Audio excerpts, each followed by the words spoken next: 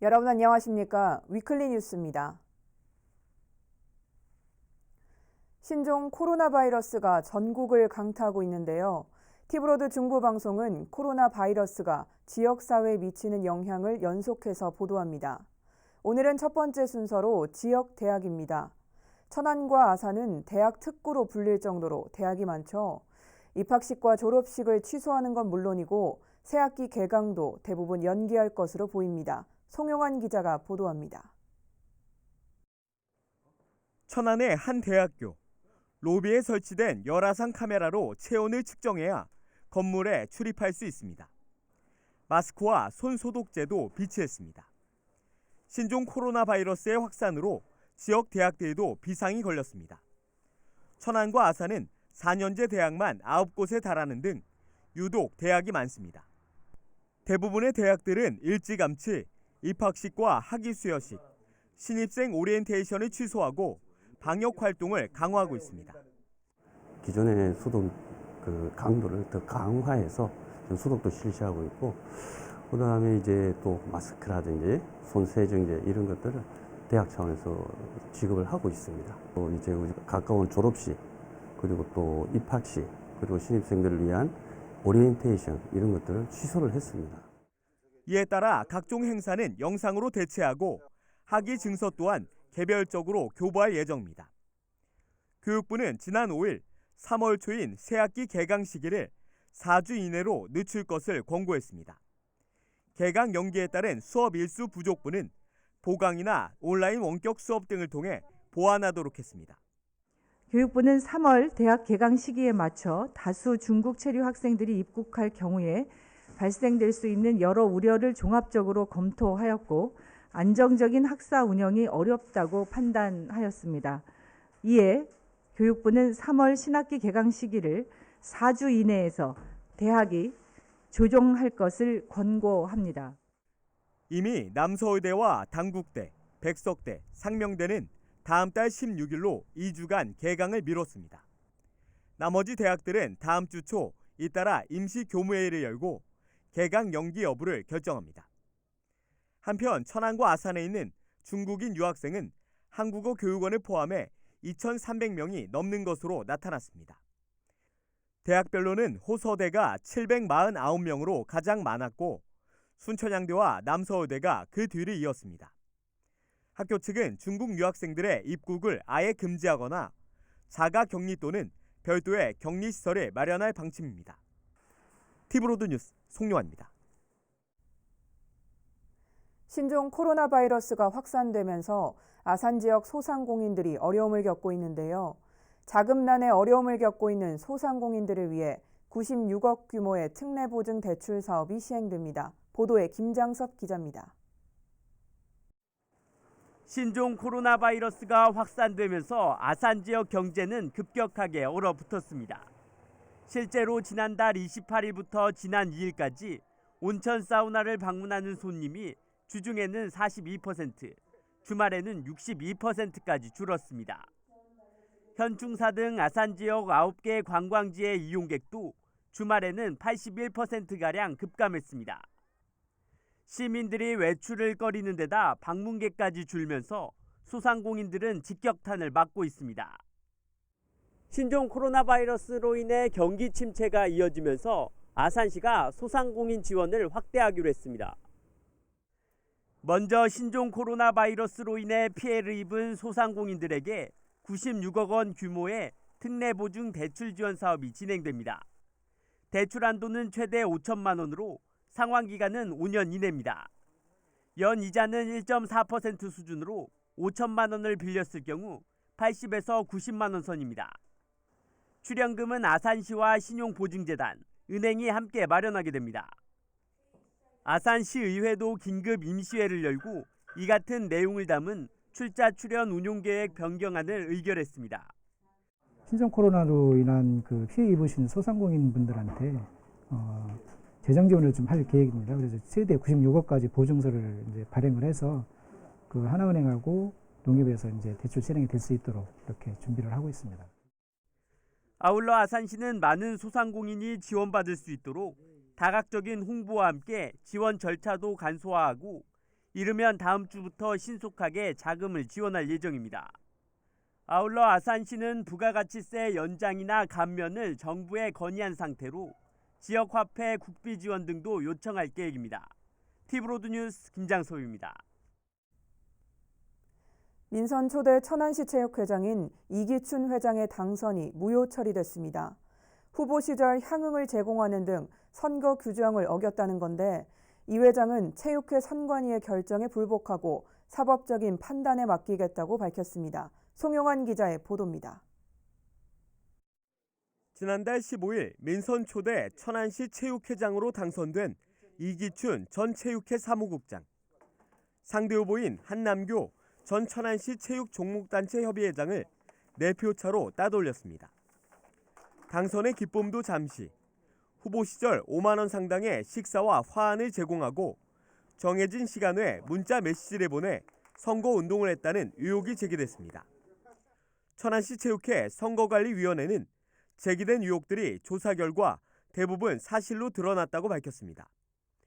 호별 방문 위반과 금전 향응 제공 위반 등 선거관리 규정 32조와 23조 등 4개 사항을 위반했다는 판단입니다. 이의 신청을 한 내용에 대해서 검증 시간을 가졌습니다. 그래서 그 검증 시간을 갖고 다시 27일 날 회의를 통해서 그 사항을 또 현장에서 제가 직접 의원들 앉혀 있는 자리에서 그 당사자들한테 전화를 해서 사실이냐 써준 것이 또 그 내용이 사진이 사실이냐라고 확인한 결과 모두 사실임을 확인했습니다. 선관위는 이어 이 회장의 선거권을 박탈하고 이사회를 통해 60일 안에 재선거를 실시할 계획이라고 밝혔습니다. 반면 이기춘 회장은 이튿날 기자회견을 열고 선관위의 당선 무효 결정에 불복하고 효력정지 가처분 신청을 하겠다고 말했습니다. 또 제기된 의혹에 대해서도 향응 부분은 체육회 관계자와 식사와 함께 소주를 마신 것이고 호별 방문은 공약 개발을 위해 학교 운동부와 체육시설을 방문했을 뿐이라고 해명했습니다. 여기에 상대 후보의 이의 신청과 선관위의 결정 또한 정해진 기한을 넘겨 규정 위반이라고 반박했습니다. 남교 후보가 신청한 이의 제기는 제출 기한을 넘겨 규정 위배됨으로 각하되어야 한다. 그 두 번째는 선관위는 위반 행위를 무리하게 당선 무효에 적용했다. 이런 이유로 해서 사법적 판단을 받기로 이렇게 했습니다. 사상 첫 민선으로 치러진 천안시 체육회장 선거. 결국 판단은 사법부로 넘어갈 전망입니다. 티브로드 뉴스 송용환입니다. 오는 4월 총선은 천안시장 보궐선거와 함께 치러져 후보자도 유권자도 혼란스러운 부분이 많습니다. 지방의원들의 공직 사직 기한이 대표적인 예인데요. 송용환 기자가 알기 쉽게 정리했습니다. 현재까지 천안시장 보궐선거에 도전장을 낸 예비후보는 모두 9명. 현직 천안시의회 위원 2명도 포함되어 있습니다. 관심은 시의원들의 천안시장 출마에 따른 보궐선거 발생 여부입니다. 선거법은 기초의원과 광역의원이 출마하려는 선거 종류에 따라 공직 사직 기한을 정하고 있습니다. 먼저 충남도의원이 국회의원 선거에 출마하려면 선거일 90일 전인 지난달 16일까지 의원직을 사직했어야 합니다. 또 천안시장 보궐선거에 출마하려면 30일 전인 다음 달 16일까지 사직하면 됩니다. 천안시의원의 경우엔 국회의원 출마 시 90일 전에 사직해야 하지만 천안시장 보궐선거는 사직하지 않고도 출마가 가능합니다. 천안시장 출마를 선언한 이종담 인치견 시의원의 경우 의원 배지를 달고도 입후보가 가능합니다. 일단 충청남도 의회 의원은 천안시장 보궐선거에 출마하려면 선거일 전 30일까지 사직을 하셔야 되고요. 당의 지방자치단체 의원인 천안시 의회 의원은 사직하지 않고 선거에 출마하실 수가 있겠습니다. 이들 두 의원의 출마에 따른 보궐선거 발생 여부는 아직 불투명합니다. 천안시장 선거에 낙선해도 시의원직을 유지할 수 있고 당선될 경우에만 사직원을 제출하기 때문입니다. 따라서 천안시장 선거에 나선 시의원들이 모두 낙선할 경우엔 시의원 보궐선거는 열리지 않지만 둘 중 한 명이 당선될 경우 해당 시의원의 선거구는 내년 중에 보궐선거가 열리게 됩니다. 티브로드 뉴스 송용환입니다. 아산시가 신종 코로나 바이러스로 인해 지역 경기 침체가 우려되면서 구내식당을 일주일에 2차례 쉬기로 했습니다. 이에 따라 시청 구내식당은 앞으로 2주 동안 수요일과 목요일마다 쉬게 되며 공무원들은 지역 식당을 적극 이용하기로 했습니다. 아울러 시는 휴무일에도 초사동을 포함해 관내 음식점을 이용할 수 있도록 관내 기관에게 홍보하고 있습니다. 아산시가 다음 달 2일부터 노인 맞춤 돌봄 서비스 신규 신청을 접수받습니다. 지난해까지 노인 돌봄 서비스를 지원받는 시민은 별도의 신청 없이 노인 맞춤 돌봄 서비스 시스템에 자동 이관돼 서비스를 받을 수 있으며 신규 신청은 읍면동 행정복지센터에서 가능합니다. 다만 최근 2개월 이내 골절 진단 또는 중증 질환 수술로 인해 긴급히 돌봄이 필요한 경우에는 2월까지 한시적으로 읍면동 행정복지센터를 통해 긴급 돌봄 신청이 가능합니다. 아산시가 1월 한 달간 자동차세 연납 신청을 받은 결과 49,465대가 신청에 136억 원을 징수했습니다. 이는 전체 과세 차량 15만 8천여 대의 31%에 해당하는 금액이며 지난해와 비교해 3,916대, 금액으로는 약 10억 원이 증가했습니다. 한편 자동차세 연납 제도는 정기분 자동차세를 미리 납부하면 일정 금액을 공제해주는 제도로 연색 할인율은 1월 10%, 3월 7.5%, 6월 5%, 9월 2.5%입니다. 아산시청 직장운동경기부 역도팀 양지용 선수가 역도 81kg급 국가대표에 선발됐습니다. 양 선수는 지난해 제100회 전국체전에서 인상 1위와 용상 2위, 합계 2위의 성적을 거뒀습니다. 양 선수는 국가대표가 된 만큼 더욱 노력해 대한민국 역도를 전 세계에 알릴 수 있으면 좋겠다며 당찬 포부를 밝혔습니다. 태극마크를 단 양 선수는 아직 국제대회에서 순위가 없어 오는 7월에 열리는 도쿄올림픽 출전이 어렵지만 각종 세계대회에서 성적을 쌓아 다음 아시안게임과 올림픽에 출전을 목표로 하고 있습니다.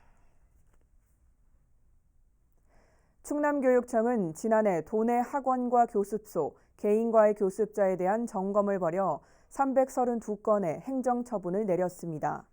이 중에는 교습비 위반이 31건으로 가장 많았고 장부 비치와 강사 채용 사항이 그 뒤를 이었습니다.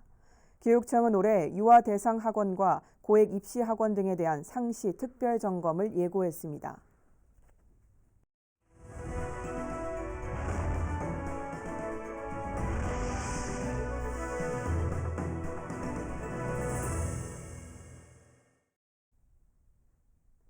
(3일) 세종시에 신고 접수된 신종 코로나 바이러스 유증상자 2명에 대한 조사 결과 다행히 음성으로 나오긴 했지만 시민들이 느끼는 불안감은 여전합니다. 이런 상황에서 지역의 각종 행사가 잇따라 연기되거나 취소되고 있는데요. 연초부터 계획했던 업무에 차질이 빚어지는 모습입니다. 김우순 기자의 보도입니다.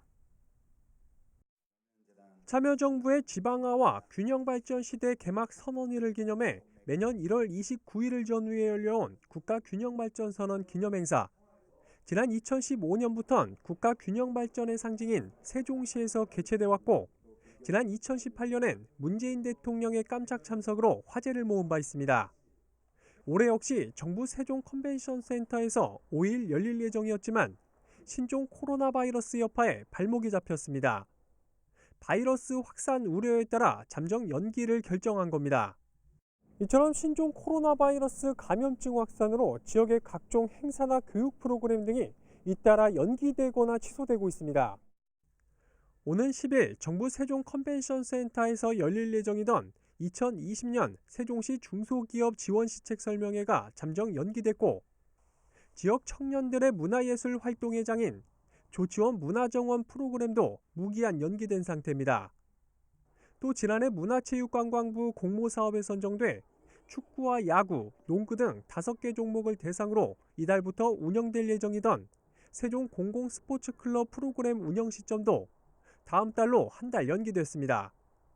이 밖에 6일 정부 세종청사에서 열릴 예정이던 동화음악회는 바이러스 감염에 취약한 어린이들의 건강을 우려해 취소가 결정됐고 오는 8일 각 읍면동에서 예정됐던 정월 대보름 행사 역시 전면 취소하는 것으로 가닥을 잡았습니다. 세종시는 노인 등 건강 취약계층을 대상으로 하는 문화나 교육 행사는 취소를 고려하되 부득이 열게 되는 행사에 대해선 현장에 손 소독제를 비치하고 사전 방역을 실시하는 등 대책을 마련하겠다고 밝혔습니다. 티브로드 뉴스 김우순입니다.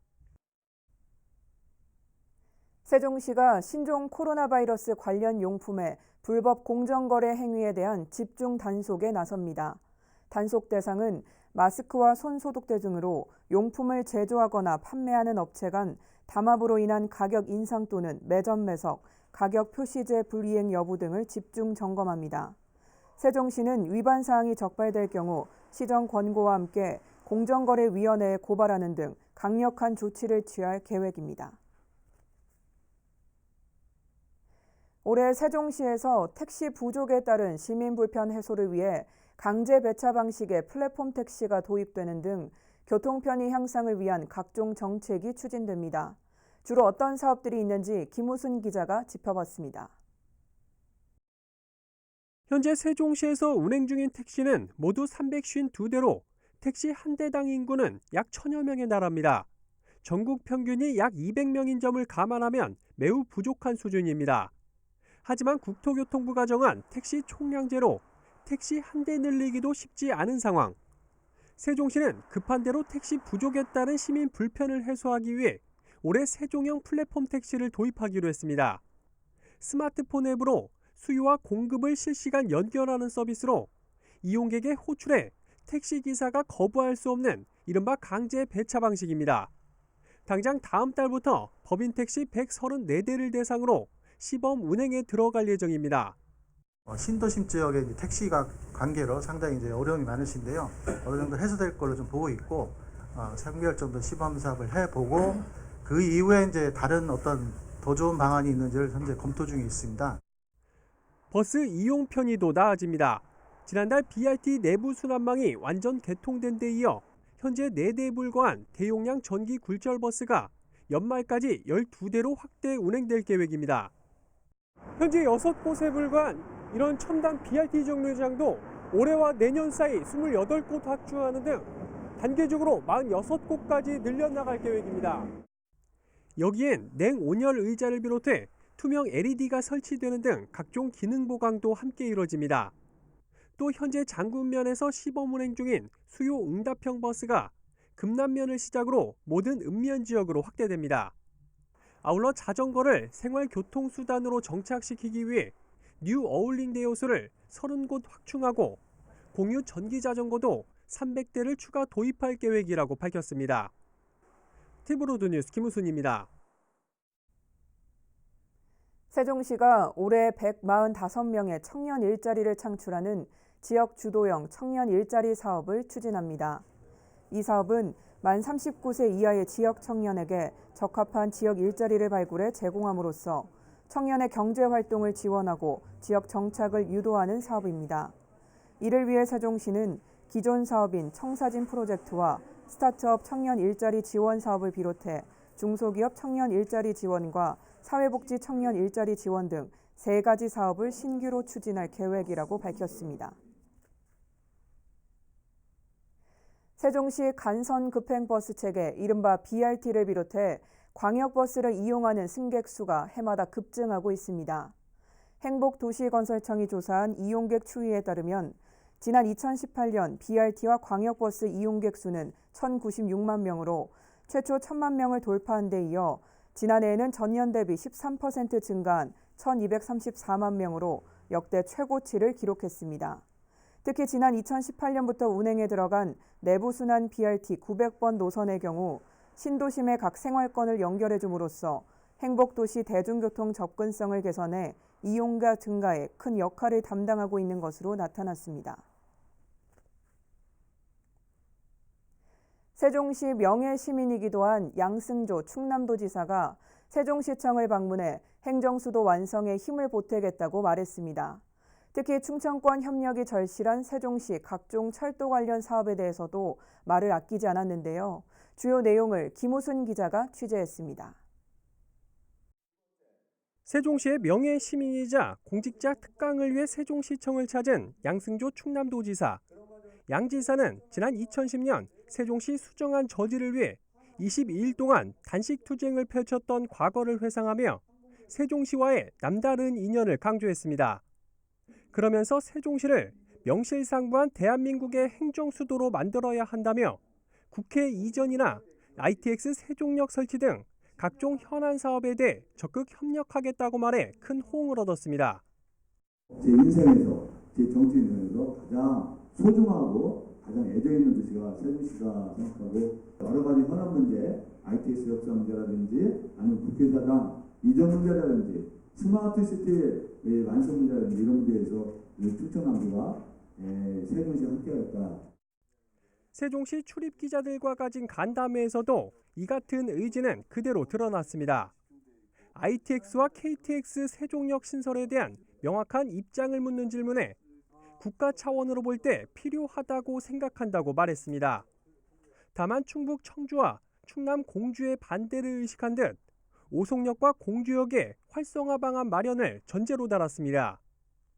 어떤 그 오송역의 발전과 공주역의 발전은 발전 방안을 충분히 마련하고 우리 실행해서 그게 위축된다든가 그런 걸 막아야 되겠고요. 국가 차원은 원론적으로 좀 필요하지 않나 싶어요. 아울러 충남 보령과 세종을 잇는 충청 산업문화철도 건설 역시 중요 현안 사업 중 하나라며 세종시 등 충청권과 공주에 꾸준히 추진해 나가겠다는 의지를 확실히 했습니다. 티브로드 뉴스 김우순입니다. 이상으로 뉴스를 마칩니다. 시청해주신 여러분 고맙습니다.